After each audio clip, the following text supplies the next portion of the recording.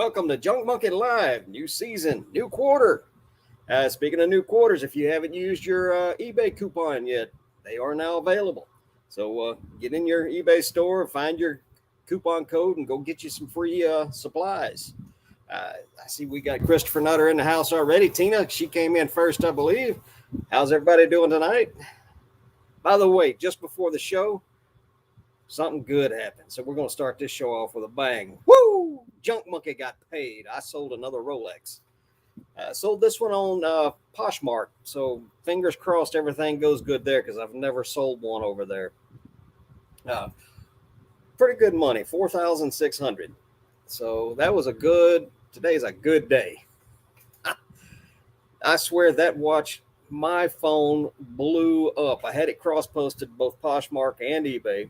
And all weekend long, every 5 minutes, people are asking me questions about it. One guy finally pulled the trigger on it.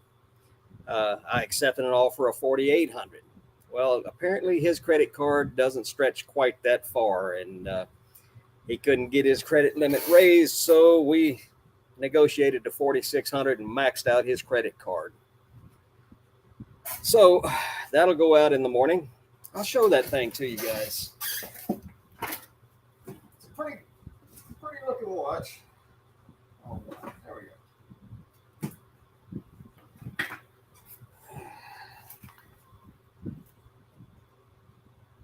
Yeah, so it's a pretty decent watch. Somebody has put a custom diamond bezel on it, which I'm not a big fan of those things. In fact, when people bring those to me to work on them for them, I tell them, it's like there's no warranties, not with that aftermarket bezel on it. But yeah, that's how my day went. Went to the bins today. Been a couple of weeks since I went. I've got 2 IKEA bags just overflowing. And what else did we have? Let me get over here and refresh this thing. There I am. Oh, GSP is still a thing. Hi, Brett. How are you? So, yeah, I get an email this afternoon from eBay. And apparently the GSP, the Global Shipping Program, is still a thing. Now, I don't know how much of a thing it is, but I guess the old listings that were listed under GSP are still part of GSP. I don't know. I thought they had replaced all that. But I sold a VHS copy of The Princess Bride, and it went out GSP. It's Global Shipping Center, Global Shipping Program. Nowhere on this email does it say eBay International. So I guess GSP is sort of kind of still a thing. There it is. Let's see. What else did we have going today? Where am I at? There I am. So, yeah, I don't know if you guys know this, but I base my seasons, Junk Monkey Live seasons, on the quarter. So every new quarter, I consider it a new season. So eBay Bins Hall. I went there today. Wasn't very crowded for some reason. The last few times I've been there, just way overcrowded. And this time there was decent stuff there. It wasn't crowded. I got out of there real cheap, $21 and change. And mine, most of them, they price per pound, but mine has a sliding scale. So the more pounds you buy, the less per pound you buy. And it maxes out at 20 pounds, and you only pay 79 cents a pound. And I think I ended up with 31 or 32 pounds and paid $21 and change, something like that. So yeah, I got one bag full of almost nothing but shoes and another bag full of jeans and a few other smalls that I found. Let's see. And then I went to 2 more regular Goodwills. I think I found a pair of shoes in one, and I'm not even sure I remember what I found in the other one. So how's everybody's sales been since last week? And has anybody tried out any of the tips or tricks we talked about in the last one?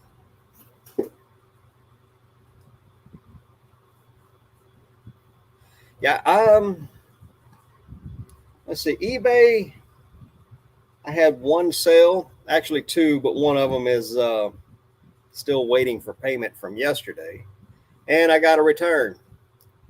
It's the second time for the same DVD. Um, Sold it a couple of weeks ago. It arrived with I guess USPS dropped a box on it or something and cracked the top edge of the case. It's a new sealed DVD season of something. I don't know.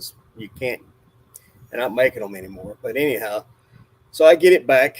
Uh, the person that started the return was kind of a jerk. Otherwise, I'd have just gave them their money back and said throw it away. So I made them send it back to me, and I got it back. Sure enough, it's cracked.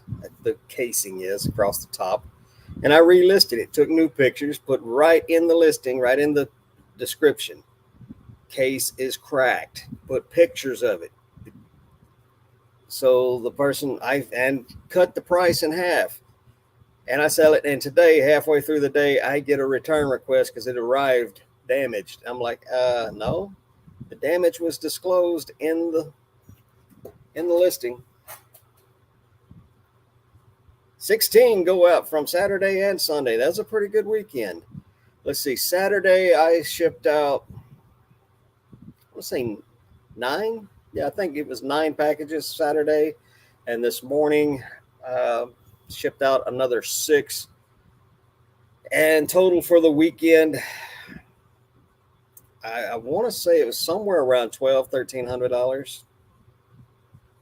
Sold a few watches. So, yeah.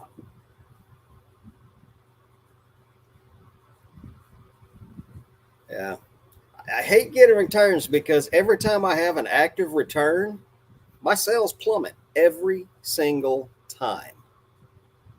So, there's people out there that say there's nothing to it, that they don't shadow ban you, but I have a feeling that when you have open returns, they they turn off your promotions, and you go to like page 37.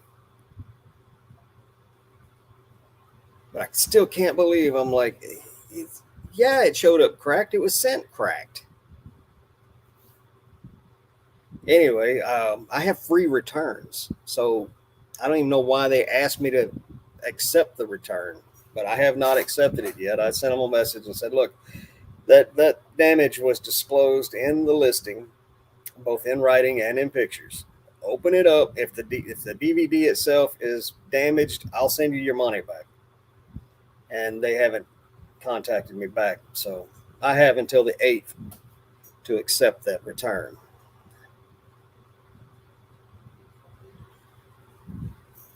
Let's see. Got real busy over the weekend, listed a lot of stuff, drafted a lot of stuff, worked on the yard a lot. Tried to get us a guest for today, but everybody, I've only got one person respond back to me all weekend, and they're already busy with something else tonight. Nobody else has responded back, so no guest tonight. So I'm just gonna wing it by myself. Yeah, Tina, I actually sold a remote control to somebody here a while back, and they contacted me and said it didn't work. I'm like, well, did you put a battery in it? Because I don't ship them with batteries in them. Never heard from him again. So apparently he forgot to put a battery in it.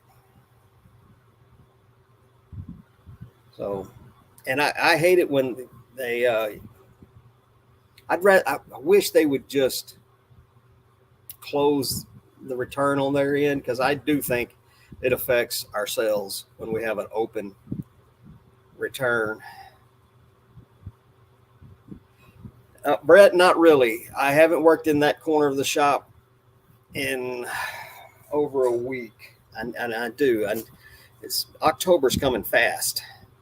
I can't believe it's June already. So I got like 4 months, which seems like a long time, but it's really not. 16 weeks can go by in the blink of an eye. But I've still got so many backlogged watches on my workbench that I don't know if I'm going to make it in time for October. It may be December or January.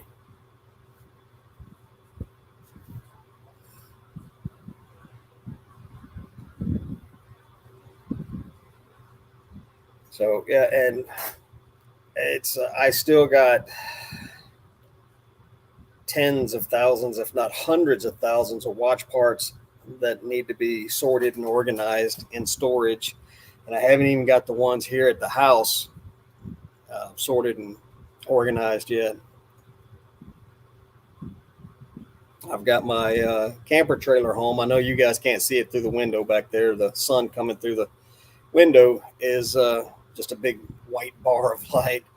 But in the spring, early in the spring, we went to check on it. And when we walked in, the faucet from the sink was broken in half and just laying in the floor. I have no idea how it happened. It didn't have water in it, didn't freeze. But I'm having to replace that. I've got everything I need to do it. I just got to get in there and do it.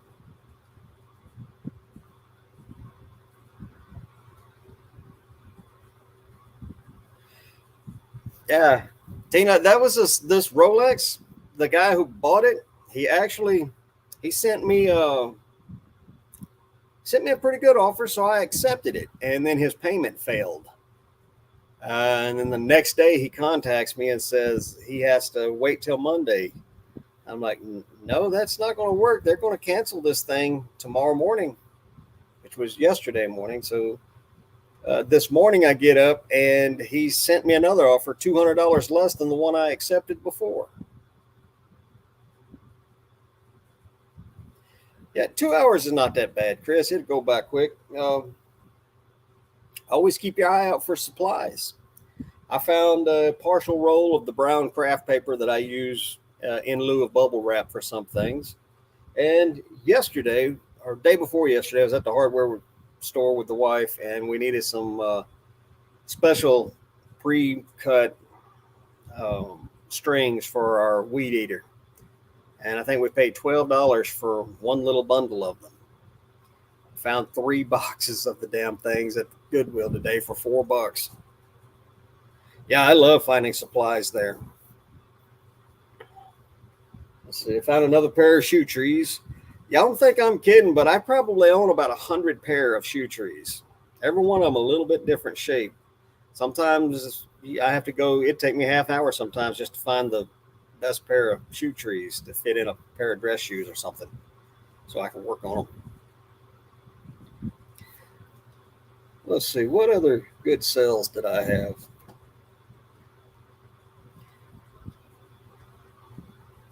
Orders, there we go. Paid and shipped. I know I sold a couple of decent watches. Blu-ray, DVD, golf club. Oh, I picked up a Seiko watch last week for $50. Cleaned the case and bracelet and threw it up and sold it for $280. Old Bulova Accutron Railroad watch. It's a parts watch. It doesn't work. Sold it for $75. Another vintage watch for $69. TI 83 calculator. Some New Balance shoes. And yeah, oh, there was a $800 watch. That was from the 3rd. Yeah, that's from this past weekend. So yeah, I don't know. No, you guys didn't hear. This is the second Rolex I've sold in the last 4 days. So pretty good day, or pretty good week so far. Golf club, ECR, VHS tapes.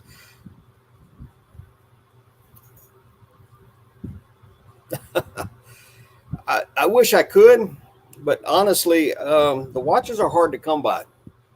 I say that, and I've got thousands of them, but most of those are just parts watches that I use to work on other watches.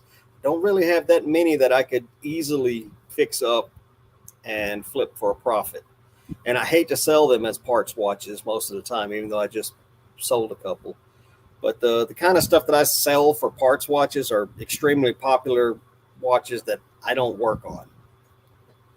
If it is stuff that I work on, I keep them. because parts are extremely difficult to get anymore. There was a company on the East Coast back when I first started. Hey, Rachel, how are you?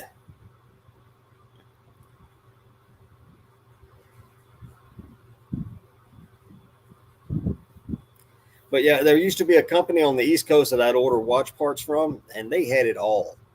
S4E1 was their name, and the old man who owned the company, he passed away, and his two sons couldn't get together on the same page, so they split everything up and sold it off and split the money. I've been meaning to reach out to you, Rachel.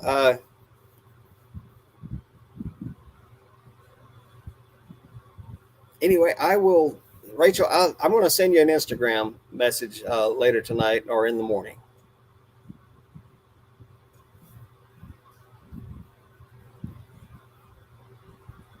Let's see. Get back on the right page here.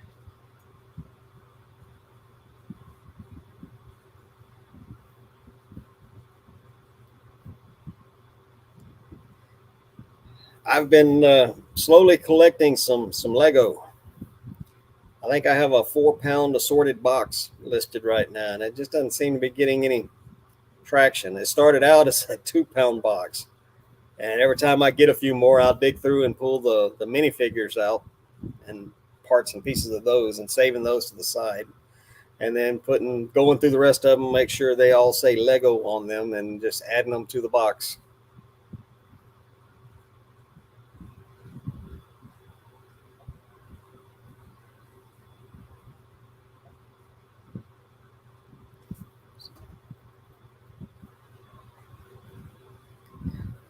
Oh.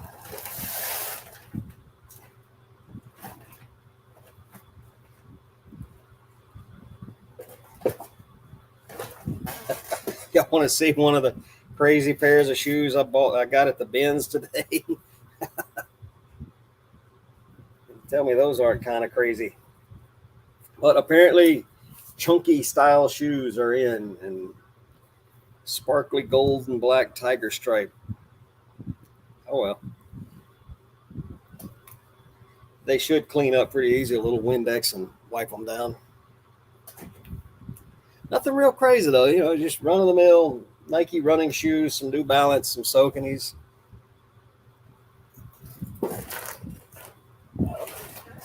Even a pair of Allbirds. I normally don't find decent. In fact, we talked about that last week. I don't find decent athletic shoes at the bins. They're almost always trashed.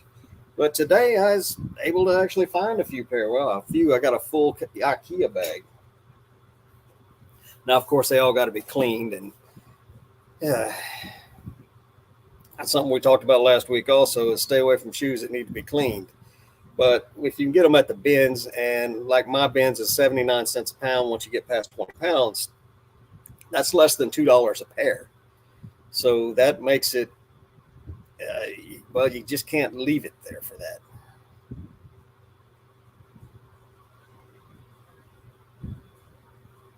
Rachel, actually in the 90s, I spent the majority of the 90s overseas, so I don't really remember any of that. When I left to go overseas, Alf was still a thing. And when I got back, most people didn't even remember Alf.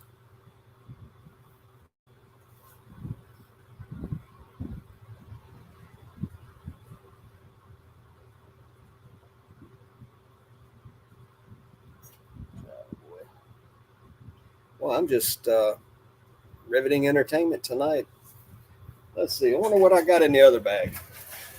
Just to show you guys, I'm not kidding. That is one full bag of shoes from the bins.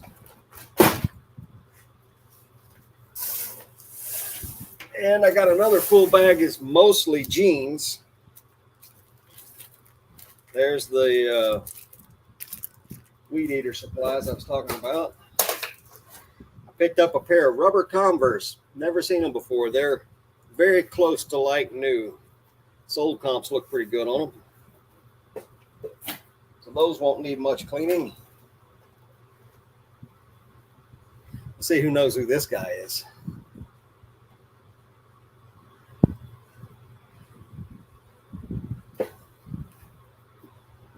He's not for resale unless he's worth a lot of money.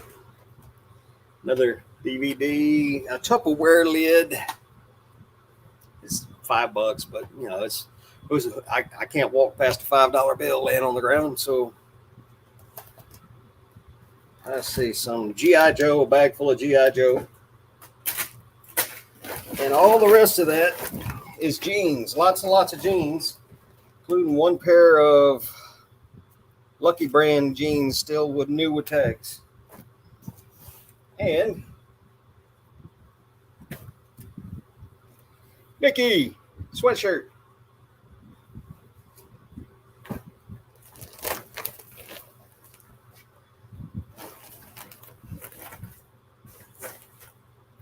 Oh.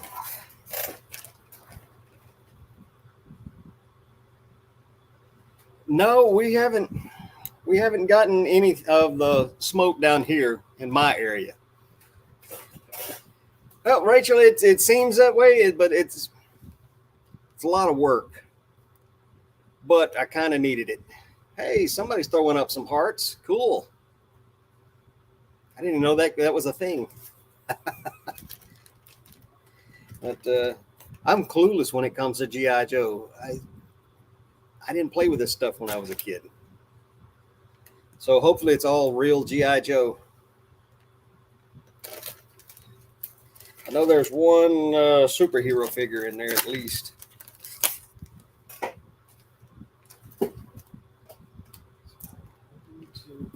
So there's probably 2 days worth of cleaning in there. And another day and a half, 2 days worth of listing. That's if I did the smart thing and really got on it and worked on it for them. Yeah, Google Lens. If it wasn't for Google Lens, there's a lot of stuff I wouldn't know anything about. Okay, that's the weirdest little motorcycle ever. Carmen Delgado, hello, how are you?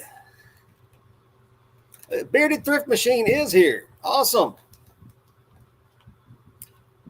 Those of you don't know, this is Julian, the Bearded Thrift Machine. He has one of my all-time favorite YouTube channels, actually 2 or 3 of them.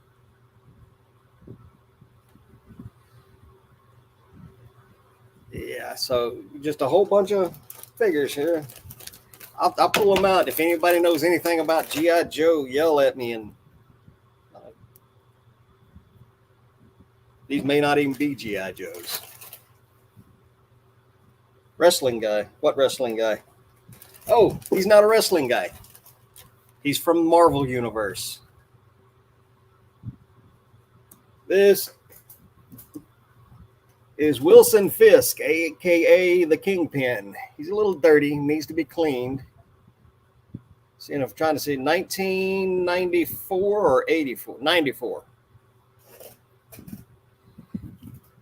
Yeah, he was the villain in a lot of the Spider-Man and Daredevil comics, too.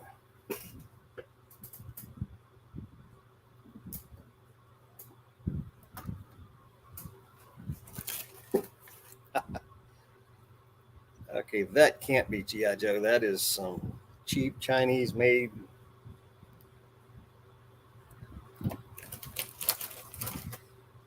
Oh, I thought this was Green Lantern until I opened the package. Apparently, it's a grown-up version of Robin.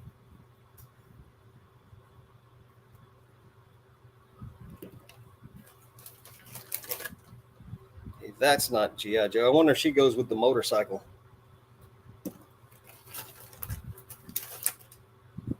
Yeah, Julian, I was going to reach out to you, see if you wanted to be a guest, and we could have talked about golf clubs or tools. Some random figure. I don't think he's G.I. Joe.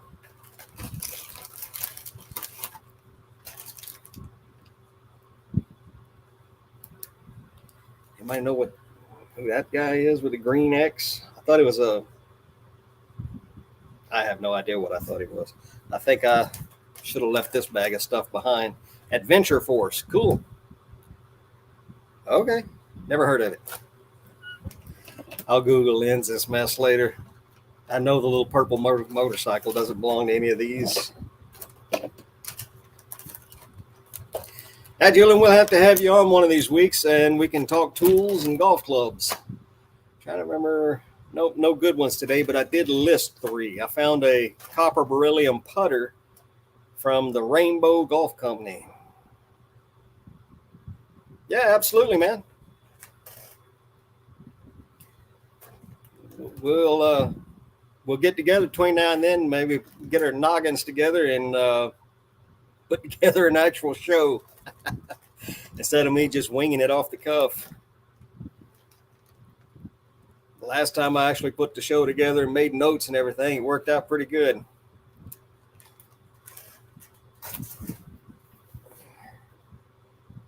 I know you've been hitting those garage sales pretty good. You haven't done a oh man, I'll spit it out here in a minute. Storage unit. You haven't done any of those since the weather warmed up, or you haven't put out any videos on doing them.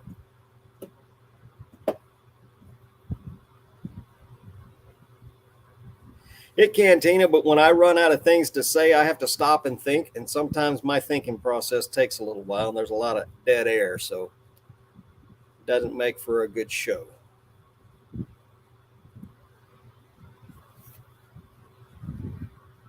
Julian, I'm trying to remember if I've seen you live since you retired from Cat's show.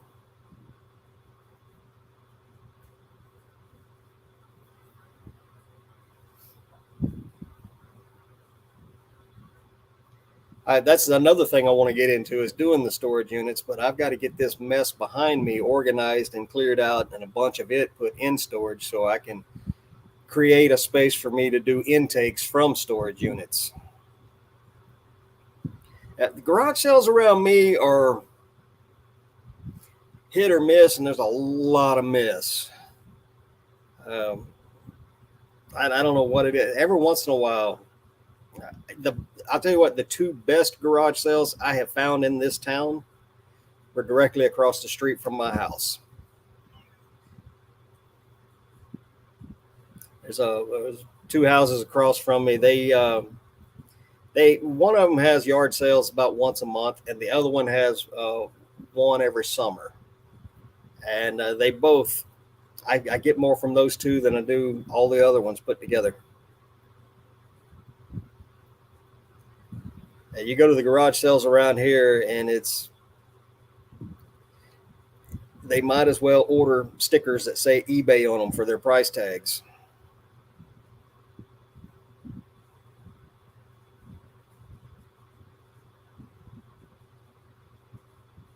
I actually do better at estate sales than I do yard sales around here.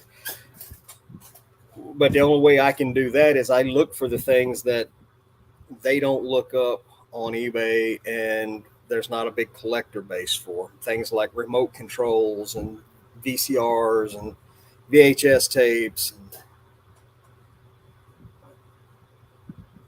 things like that. It's around here you don't get good tools, you don't get collectible glass. You go to these places, and things that sell on eBay for $10 or $15, they've got it priced for $50 and $60. So yeah, it's hard to get the good stuff around here. In fact, I've been trying for over 2 years just to buy one halfway decent Pyrex bowl.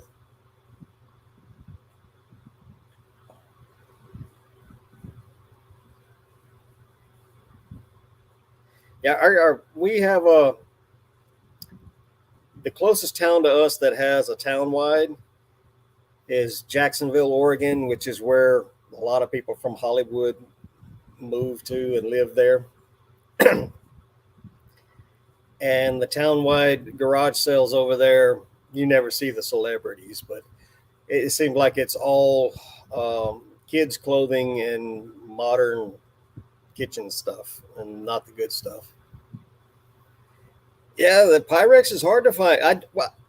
It's not hard for me to find. It's just every time I find it, it's either beat up, been washed in the dishwashing machine a dozen times till it's faded, or they've got it priced to the moon and back. And most of our estate sales around here are run by there's about 3 companies here, and The best ones are the ones that are run by the families and not by one of the companies. But again, I don't go in. I will glance at the good stuff, but I know they've got it overpriced, so I just go dig for the other stuff.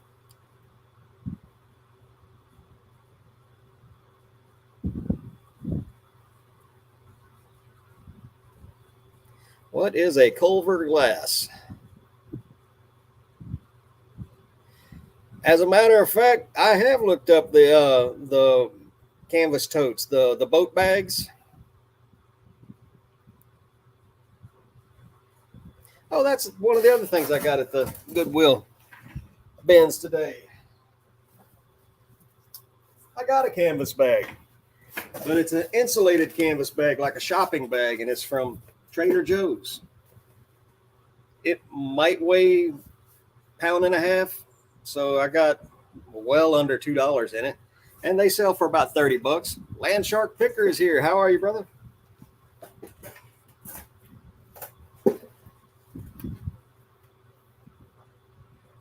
Oh yeah, yeah. I see. I tend to, when I see the whiskey glasses, the rocks glasses, if I like the shape of them, I'll buy one or two if they're cheap, and I just keep them for myself. I wouldn't say I actually collect them, but I have one from Tiffany's that I actually bought myself many years ago. And until 3 years ago, it was still in its original box.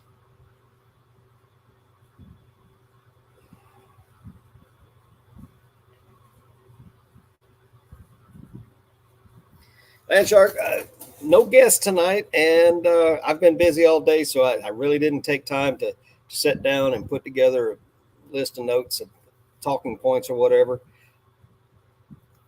Um, so yeah, we're just winging it tonight, hanging out, shooting the breeze with one another. A lot of people come in since we started. The new quarter is here, so if you haven't used your eBay coupon yet, now is the time to do it. I say that, and I haven't done mine yet. Haven't decided what I'm going to get. I've got plenty of 8x6 boxes, 8x6x4. I've got plenty of 10x8x6. I can't stand eBay tape, so I've got plenty of bubble mailers. I really don't know what I'm going to spend it on. I may just get some more 8x6x4 boxes anyway, even though I don't really use them all that much anymore. Yesterday, I spent about $200 ordering supplies from Amazon.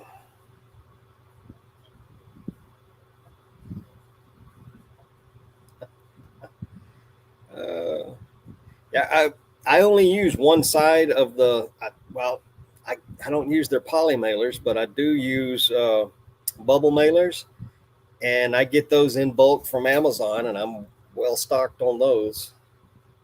I can't believe you like the eBay tape. That stuff only sticks to itself, so you have to wrap it all the way around, and it's thin, so you have to go around 2 or 3 times. 30 rolls of eBay tape. Yeah, that'd last me about a week.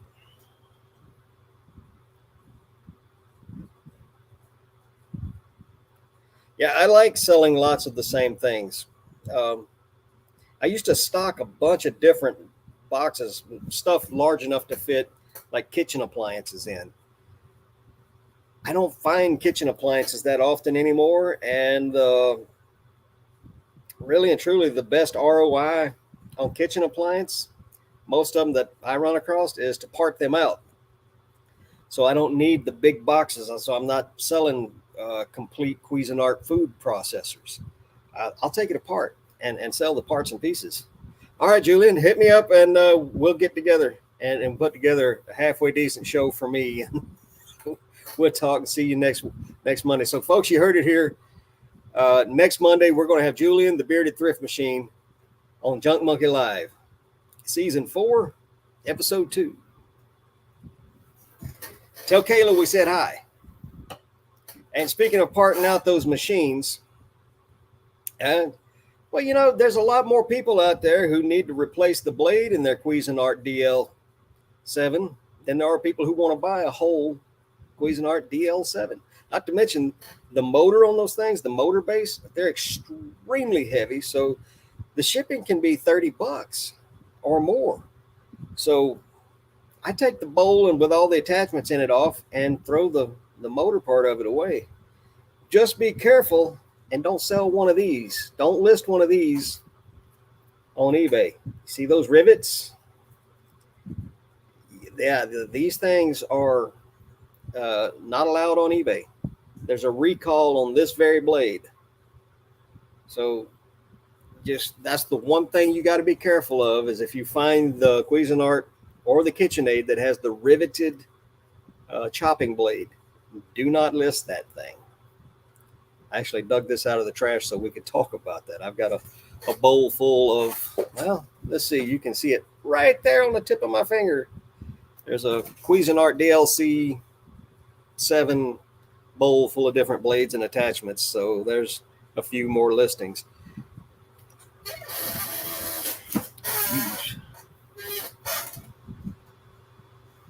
I like parting stuff out.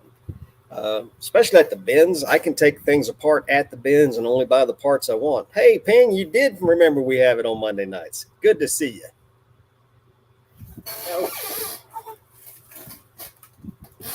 Okay, Rachel, let's see if I can get it up close enough to you. I'm going to sacrifice a label so we can get a backing behind it. All right, there you go. You see the rivets?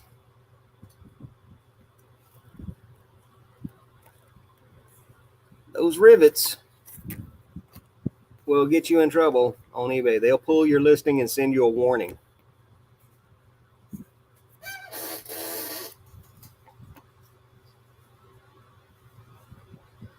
Tino, it's it's one of those things. Somebody in a lab somewhere, some legal team or something other saw it and made a big stink about it. So yeah, I know for sure this one is the Cuisinart DLC 7, but I think there's a KitchenAid one out there that had the same exact problem with the riveted blades. Apparently this thing can come apart and sling stuff everywhere. A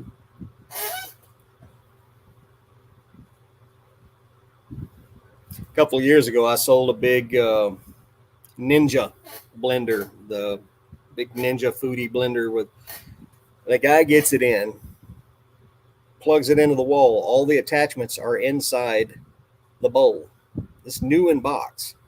He plugs it in, and apparently one of the buttons were pushed. So all the parts and pieces in there, chopped all the pieces.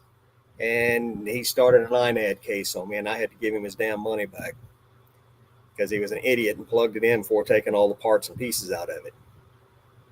Hey, Roman, how are you? Good to see you tonight, brother. We're not doing much tonight. We're just hanging out and talking with one another.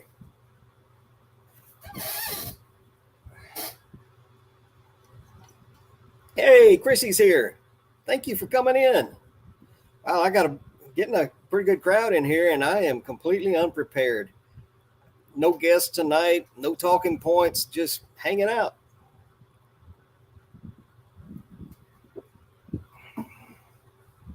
Junk Monkey, Glenn, how are you, brother? It's getting where I can call your name to mind easier. That'd be about the time he tells me I've been calling him the wrong name for the last 3 weeks. Nope, somebody else called you Glenn too. So, Matt, how are you, brother? Matt, I picked up a bunch of shoes today. I've got a pair I want to show you.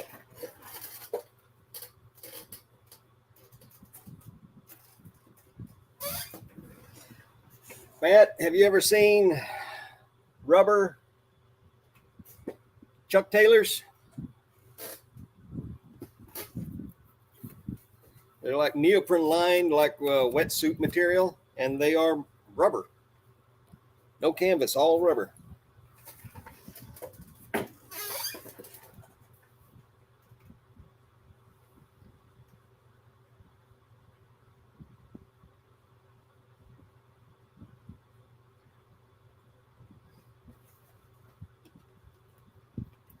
Ah, there it is.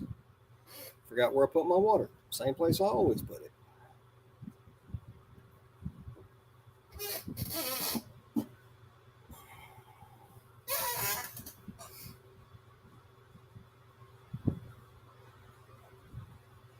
Roman, just before the show started, best sell of the year came through on Poshmark of all places. Sold a Rolex for 4,600. And 3 days ago, I sold one of my other Rolexes. It was the same Rolex that eBay shot down and sent back to me. Sold it for more money. The bubble gate. You know what? I'm glad that guy did that. FJ Treasures is Frank and whatever his wife's name that starts with a J is. I didn't even know his channel existed. Had no idea. Was in a live, I think, last Thursday. And somebody posted the link to it, and I went and watched it. I had no idea that all these companies were shorting us. He's done a follow-up video to that one, and where he's giving updates on the people, the companies that he's actually been able to reach and talk to about it. Awesome. Janelle, okay. I should have remembered that one. Yeah, some pretty good watch sales came through. I also sold an $800 watch this past week. And yesterday I sold a $300 watch. So not a ton of sales, but some quality sales over the past week. And oh boy. But anyway, yeah, the bubble gate thing, the bubble wrap companies, but it makes perfect sense. I think one of the eBay stores he was talking about that belongs to Supply Hut. Now, I could be wrong. Supply Hut, don't come after me. I'm trying to work from memory. But just from their eBay store sales, by the number posted on there that they've sold, they have cheated people out of over 1,200 miles of bubble wrap. So, that kind of stuff, that stuff adds up. Hey, Kevin, I like Kevin. I've been watching Kevin for years. Yeah, paying, apparently on average, it was anywhere from, I think somewhere in the neighborhood of 20 something percent to mid 30% short on every single roll that he rolled out and measured. So, yeah, FJ Treasures is the name of the channel. And I've got 4 brand new rolls sitting right behind me. Now, apparently American Bubble Boy came closest. Their shortage was minimal. And apparently he spoke with Joel. I've spoken with Joel before. If one of my rolls is a couple of feet short, I'm not worried about it. Because sometimes the rolls, I believe, are a little extra long, and it all kind of works out.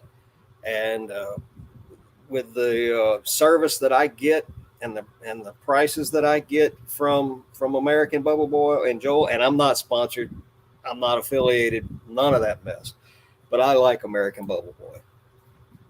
Everywhere else I've ever priced bubble wrap was and had the wait for it was so long that I just stick with American Bubble Boy.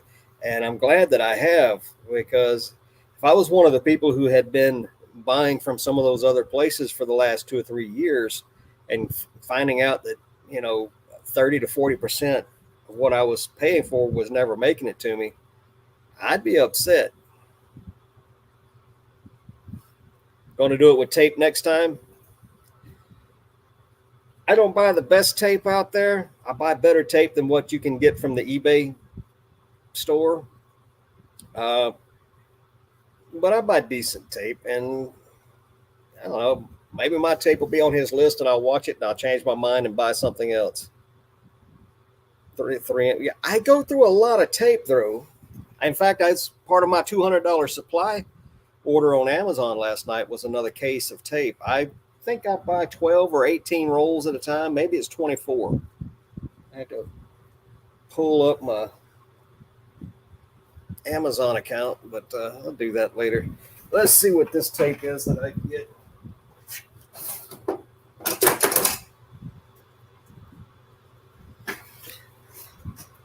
Amo? Yeah. I don't even know how much tape is supposed to be on this roll, but I probably go through about 3 of these rolls in a week or more. Hey, Cameron, how are you, buddy? Cameron, we don't have a guest tonight. No talking points. We're all just kind of hanging out and shooting the breeze. Yeah, I didn't watch the testing of the bubble wrap. I've seen some pretty cheap, cheesy bubble wrap out there that I wouldn't buy at all. The stuff I get from American Bubble Boy seems to be just fine. Uh, let's see if we can. Let's see this way. No, this way. Keep going, keep going, keep going. Right there. I hang mine up on a broom handle and then suspend it from the rafters in my garage. And I'm down to the last little bit from my last order. And some months I can't keep bubble wrap here enough, and then some months I use more of the brown paper.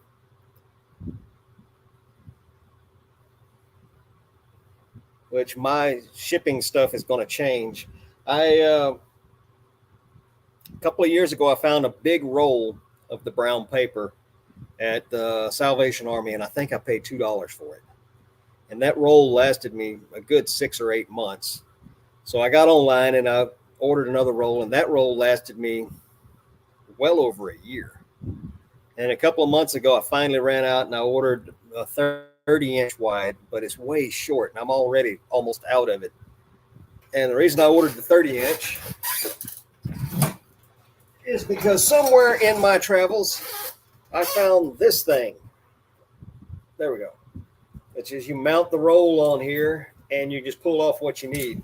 Normally, I just stand it up in the corner next to my shipping table and rip off whatever I need. And I thought having it on this cutter would be what I needed. But I can't mount the cutter to the wall because the roll, that thing has to set upright. So, it's not going to work for me. So I'm not going to order the short rolls. I'll order the long rolls, and I'll just rig me up another system in my hanging from my rafters.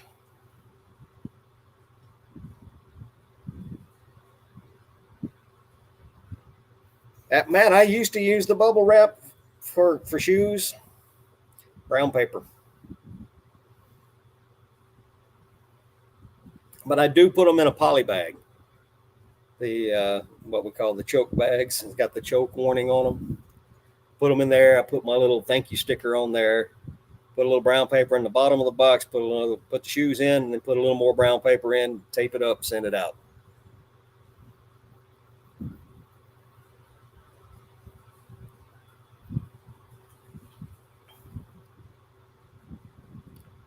Yeah.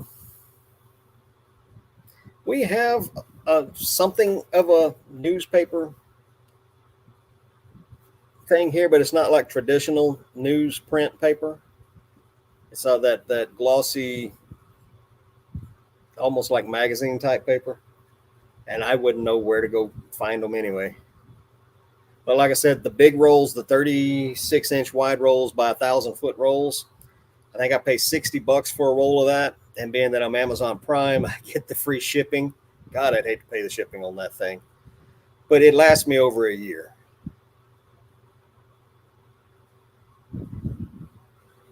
Yeah, I invite all of my favorite people: the power company, the mortgage company, the gas company.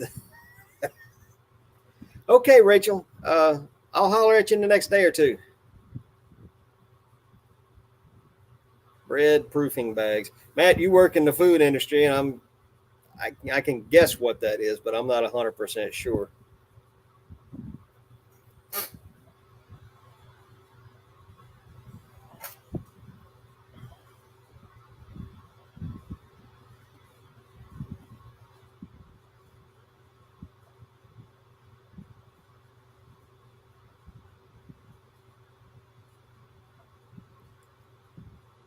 Oh, Tina, don't get me started on the lawn watering. Um, My wife,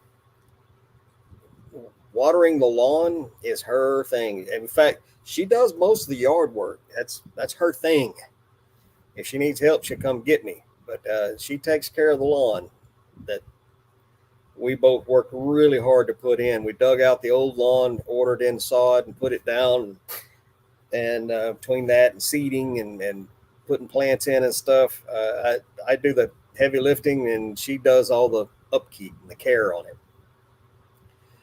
I can't tell you how much money has been spent on different sprinklers and hoses, and we've been watering like crazy.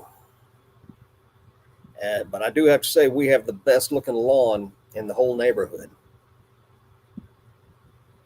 Okay, yeah, I kind of figured that's what it was. Didn't realize you guys proofed bread in a bag. We always just put it in a bowl. But if you're cooking a lot of bread, I can't imagine you have that many bowls. They take up a lot of room. Matt, there's a type of bread I want to try. It's called the 4-ingredient peasant bread, I think, but it's just 4 ingredients. It's flour, yeast, salt, and water. And it makes the real crusty bread. And you cook it inside a cast iron Dutch oven inside your oven. So I want to try that.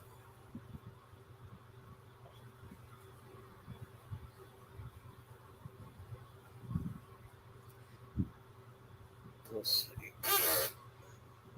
I think I may actually have some of those bags you're talking about, Matt. No, there's some kind of a kitchen bag.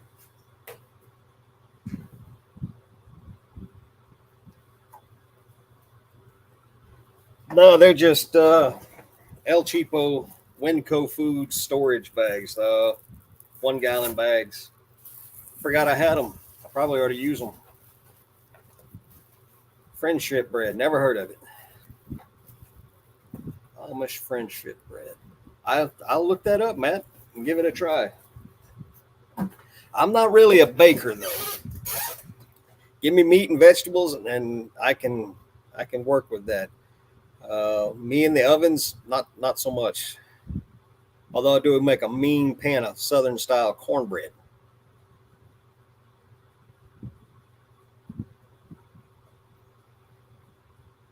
Huh. Yeah.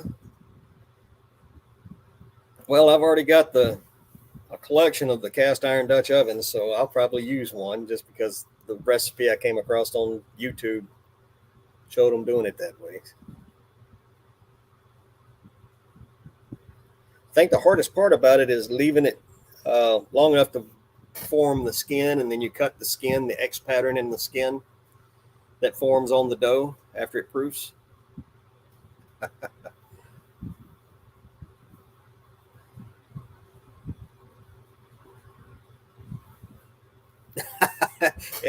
Well, hopefully it is monkey proof. I'm going to give it a try. You know what I don't like? With very few exceptions, I don't like a bunch of stuff in my breads. I like the jalapeno cheese breads and the this, that, and the other bread. And I do like a good raisin bread. I don't like a bunch of crap in my bread.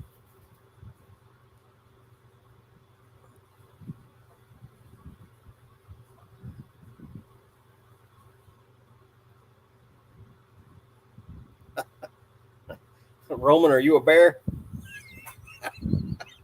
I'm sorry, I couldn't resist.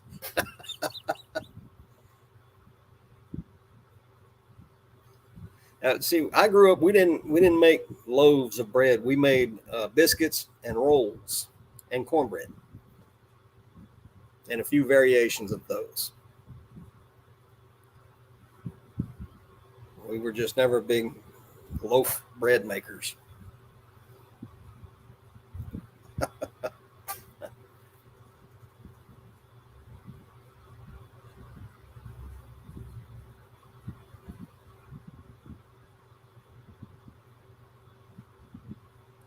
Yes, I am from Texas, East Texas. A lot of people don't realize if you're not from Texas and people start talking about Texas, you have this. Most people have one thing in mind, like cowboys, and desert and cactus and sagebrush, and that's really not Texas at all. But Texas is freaking huge. My part of Texas is what most people think of when they think Louisiana. It's all swamp and river bottom and lakes and creeks and super thick, almost jungle-like woods. So it's much different.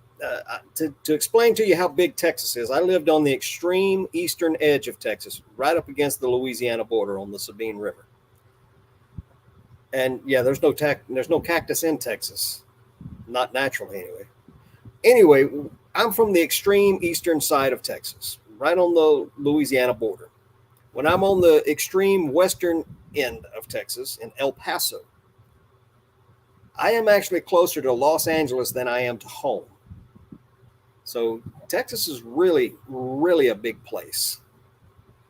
And it takes, depending on traffic going through a couple of the larger cities, it takes anywhere from 14 to 16 hours to get where I'm from in Texas to El Paso, which is the other side of Texas. And there's all kinds of different uh, environments and communities throughout Texas. So, I mean, just getting on I-10, it's an all-day trip from one side to the other of Texas. From Orange, Texas to El Paso, if I remember right, is 630 miles.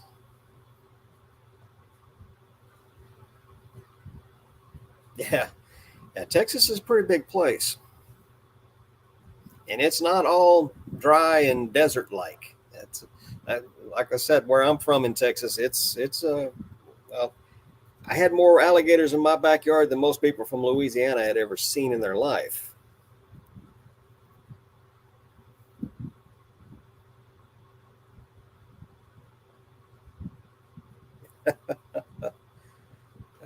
Yeah, Delaware is pretty small. I used to go up to Delaware, Delmarva, the whole area, Delaware, Virginia, Delmarva, Maine, Maryland. I used to go up there. I can't remember if it was once a year or twice a year, but I think it was once a year in the spring for work. And kind of like the area. It's a little flat for my liking, but it's pretty good food up there.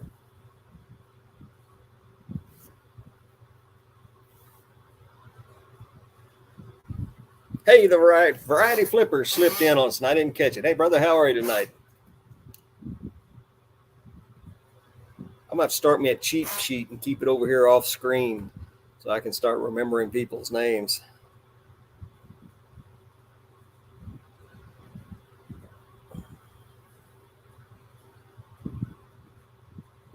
A million and one. There is a famous Marty Robbins song about El Paso. In fact, that particular song, for many years, was the longest song ever played on the radio.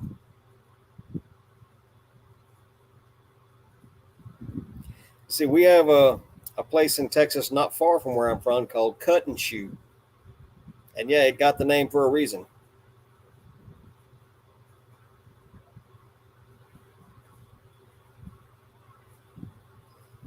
Chicken fried steak and gravy. We had uh,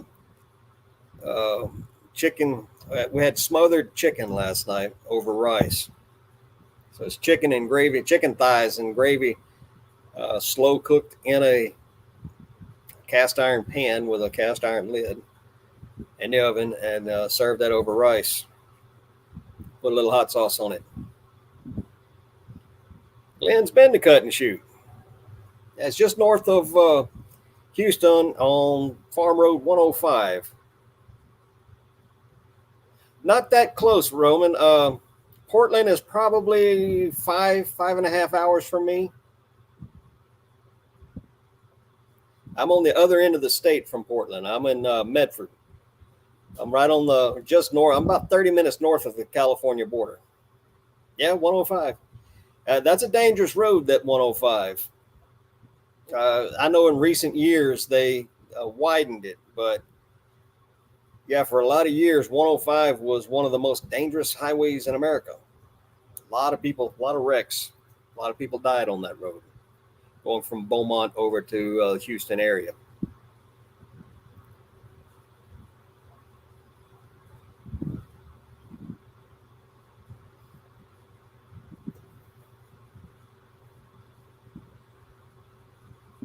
Trying to think of some of the other. I grew up in a little small town called Honey Island. That's part of it. It's a very narrow. It used to be a very narrow road, and yeah, it curved around a lot, and that's a very wet area. And 105 was one of those places where everybody that worked in and around the Houston oil refinery area, and instead of trying to stay on I-10 or one of the other major roads, they'd all get on 105. And, it's like an hour's drive home. And back in those days, you could still stop at a convenience store and grab a six pack and drink one on the way home, which normally turned into six for a lot of people. So you get a bunch of tired people driving on a bad road and they're all drinking. It's pretty bad. Yeah. Cut and Shoot has, are there, I don't know, 10, 15 years ago, Cut and Shoot had a couple of custom hot rod and motorcycle shops. They were kind of on the map for that for a little while.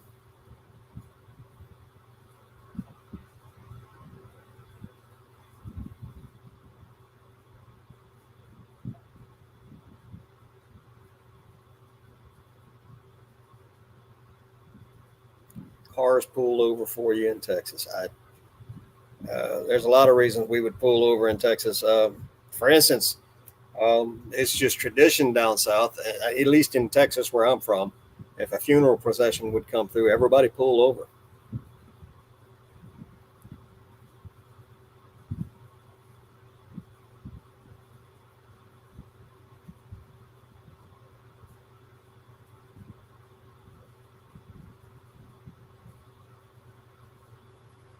If you're broke down on the side of the road, you can bet you won't be there long. Somebody's going to stop and help you.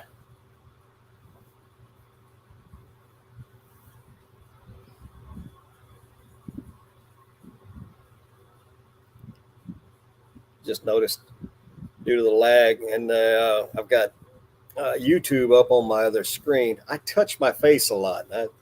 Sorry about that, guys. It's just a habit. I also talk with my hands a lot, which is why I sit like this a lot when I talk.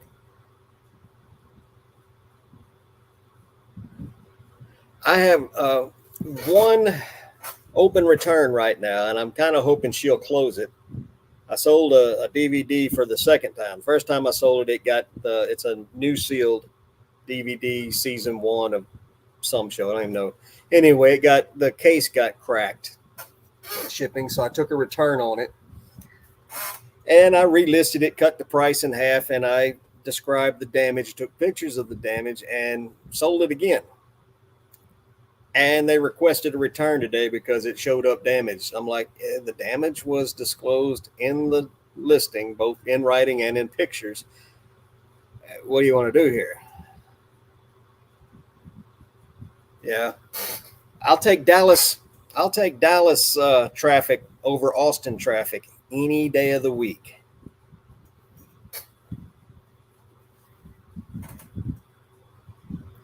I cannot stand driving around Austin, Texas. The roads there are just terrible. Ooh.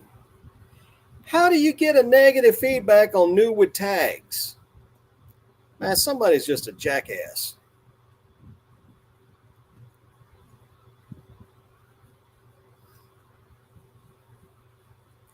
I'm gonna knock on some wood here.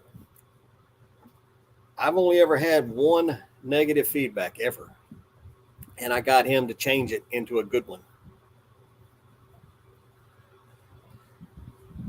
He got two free golf clubs out of all of that, but yeah, I think. Well, apparently this one is kind of rare. Let me. I'll pull it up here and tell you guys what it is. Let's see. Open returns. The Resident complete first season DVD, factory sealed, rare, out of print.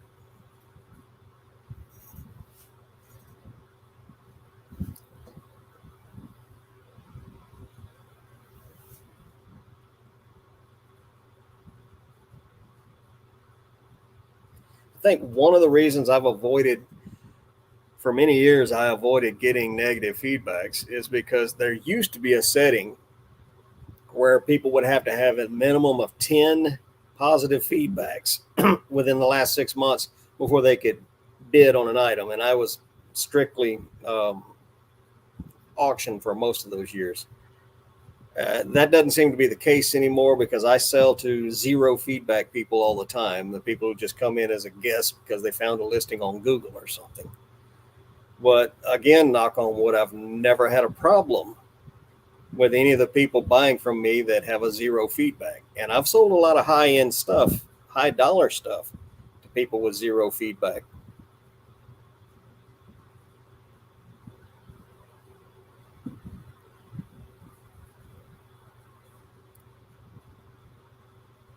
Tag size was wrong and they fell apart when they washed them. What did he wash them in? Sulfuric acid? Good Lord.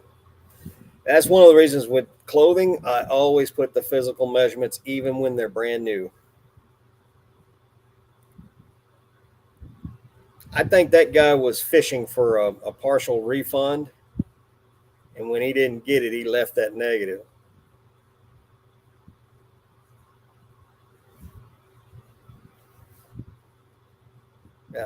I don't know how to tell one from the other on Poshmark.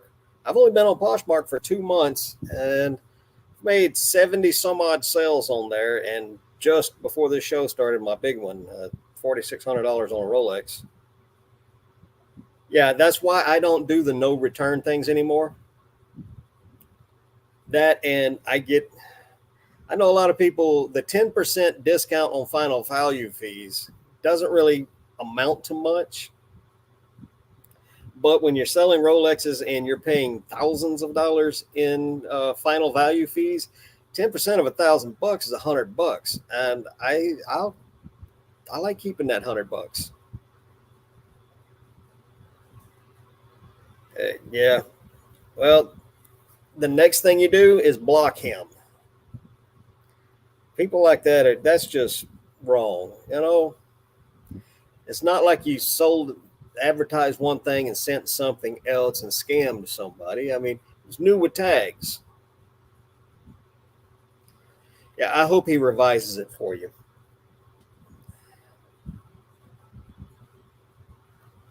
And I lost my train of thought. Oh yeah, the other reason I do the free returns is because buyers can sort their searches, and that is one of the things that they can use to break down. We've done this before, but we can do it again. I'm going to share my screen and I'll show you guys what I'm talking about. This is the other reason I do free returns, to get top rated seller status. Present, share screen, 2 monitors, share screen, manage returns, share. There we go. There's the return I was telling you guys about. Arrived damage. I'll show you guys this. This just kind of irks me a little bit. They didn't look at the pictures and didn't read. Arrived damage, cases crushed, disc sounds shattered. That's not. Let me show you all this picture. See that crack?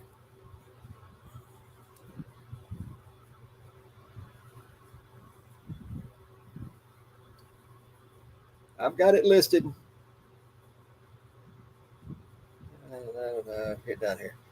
Case is cracked at top. See pictures.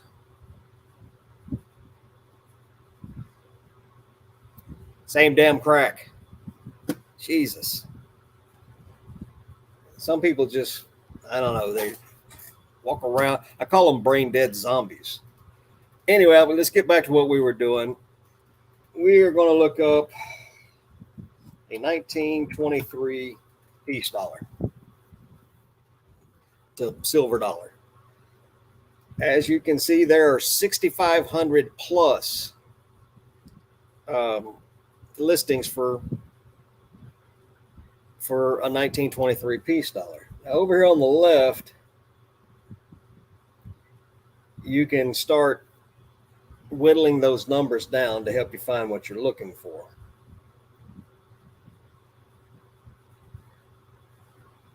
And this is why I turn offers on also. Watch this. We're going to go from 6,800 and something down to 2,300 plus.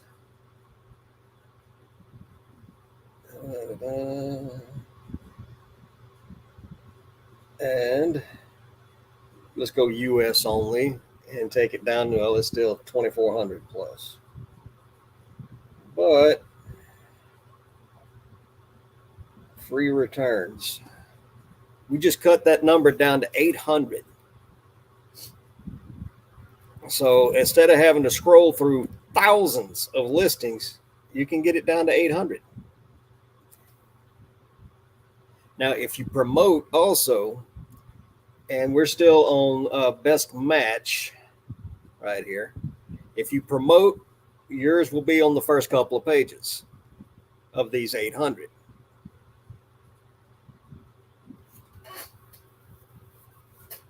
Yeah, Roman, I'm probably going to have to do that just like I do in the description.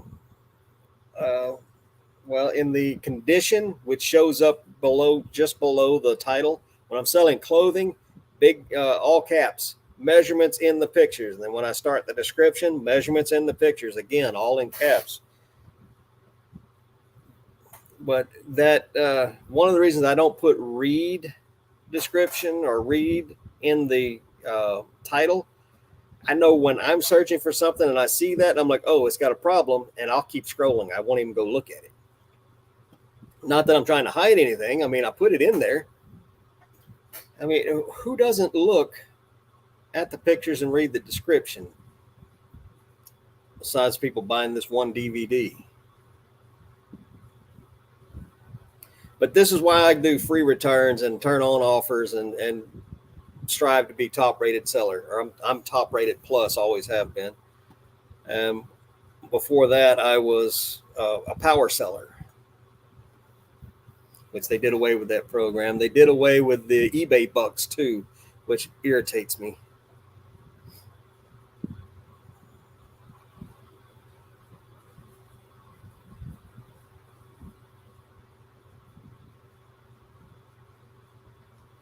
Yeah, that's exactly what I think too. He was fishing, and that I'd report him. I mean, you'll never know whether they do anything or not with the report, but they certainly aren't going to do anything if you don't report them. But believe it or not, there's a lot of people out there that don't know how to do a return. I know somebody else that got a negative feedback because the woman on the other end, the buyer, couldn't figure out how to do a return. Even when they walked her through it. I had a buyer a couple of weeks ago that didn't know how to cancel something.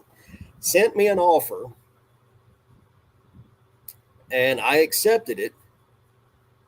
And I sent payment reminders every day. After, not that day, but the next day, towards the end of the day, I sent a payment reminder. And then the following day, midday or something, I sent another one. And then she sent me a message saying that she had not committed to buying the offer or buying the item. I'm like, actually, you did. I said, if you don't believe me, you contact eBay customer service and ask them, because you're about to get a strike on your account.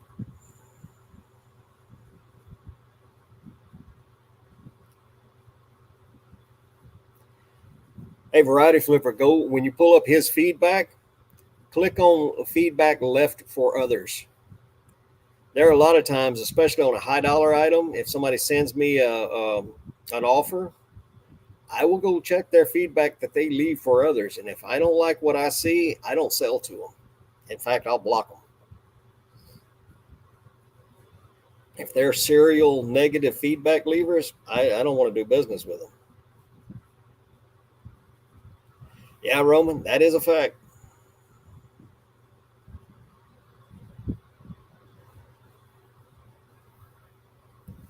Which is another reason why I'm branching out. Apparently, Macari is no longer doing any good. and Bonanza's not doing any good. I hate to say it, but I may have to break down and get back on Whatnot. They reached out to me a few weeks back wanting me to be a seller. It's a lot of work putting a live selling event together online or anywhere really. And you have to have the product.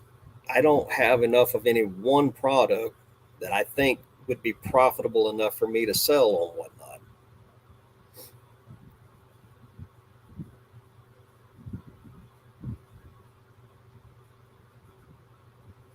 Yeah, yeah, it used to be easy to get to. Let's see if we can. I'll share my screen again. See if I can show you how I figured out how to do it. Let's get that's a top-rated plus seller. Let's see if they do any buying. I click on their feedback, see, and you got to see all feedback. And then when that comes up, you have to click on left for others. Uh-oh. Did I freeze?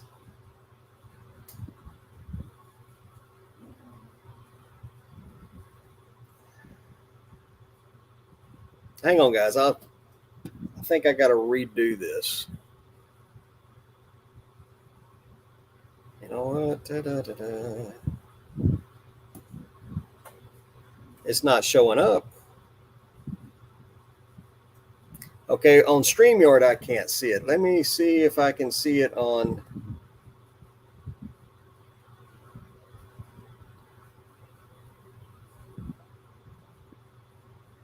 Oh, this stupid thing lags so bad. Okay. Yeah, no, it's not showing what I wanted to show you.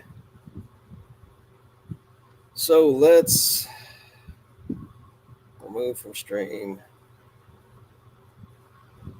Stop screen. There we go.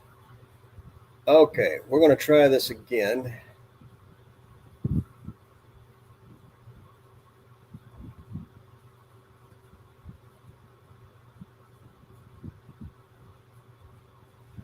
Okay, let's try this again. Oh, I know what happened. Silly me. All right.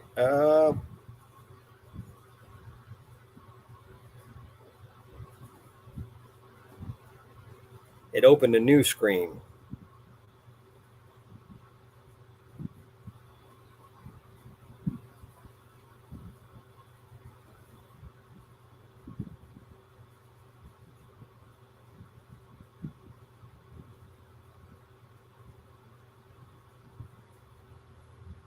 That's what I was trying to show you.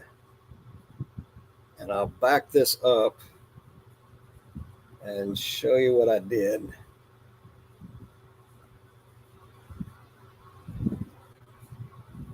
There we go. Anyway, when you get to this page, it is left for others right there. So this guy leaves good feedback. I don't see any negatives. Actually, he's left 7 negatives in the past 12 months, but he's left over 3,000. Most of them good.